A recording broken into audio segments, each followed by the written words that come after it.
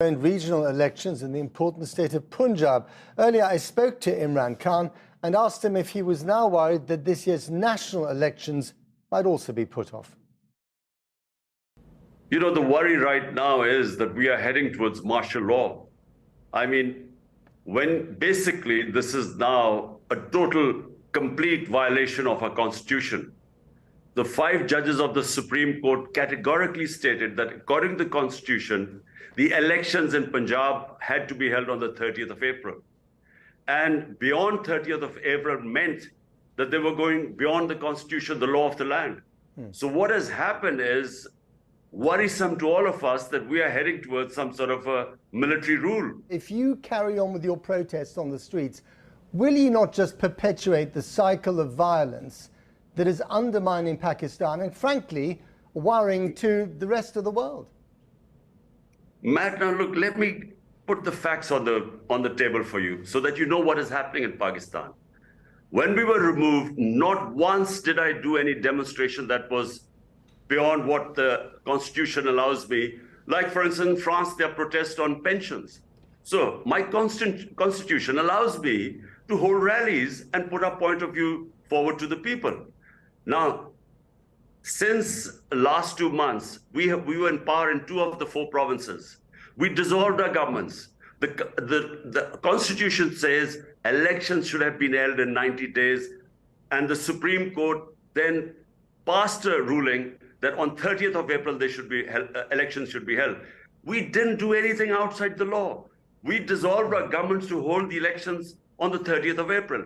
But what the government is doing, and this is the worry, now this is where the destabilization will take place, because they are now going against the constitution. And they now are pushing the elections forward, God knows when, simply because they know that they will lose in the elections. Okay, so Pakistan is a nuclear-armed power on the verge of bankruptcy, sitting on a geopolitical fault line, a very dangerous one.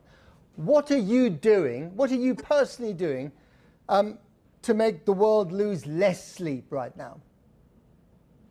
Well, look, you know, let's not worry about Pakistan's nuclear program, because the entire political spectrum, everyone believes that if one thing we need to keep secure is our nuclear program, because that's our guarantee for freedom. Because we have a neighbor 7 times the size of Pakistan, and clearly the 3 wars fought, and we just feel that, you know, we need that security of this nuclear cover. Pakistan has an enormous amount of influence on events in neighboring Afghanistan. Would you say to the Taliban running Afghanistan today to let the girls go to school? Look, Matt, look, Afghanistan has and Pakistan have a boundary border of 2,500 kilometers. No, I'm talking about schools here, specific. I don't want to geography lesson. I am answering the question. What about schools? Will you tell them to let the girls go to school?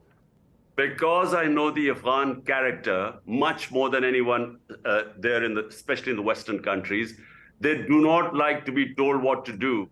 Let me just say, if the Western countries want to influence Afghanistan, this current government, they must mainstream them. I kept telling them that, look, engage them. Get them involved in the mainstream. If you isolate them, what influence are you going to have on them? So if you mainstream, then let them have a stake. So then talk about human rights. Right now, you push them in an isolation. The money is frozen. And why would they listen to anyone? So my advice is that, you know, get them involved. Give them a stake in the international community, so that when you tell them to have girls educated, you know, they will listen to you. Right now, they are not. And they react when you try and tell them anything, because who are you to interfere in our internal affairs?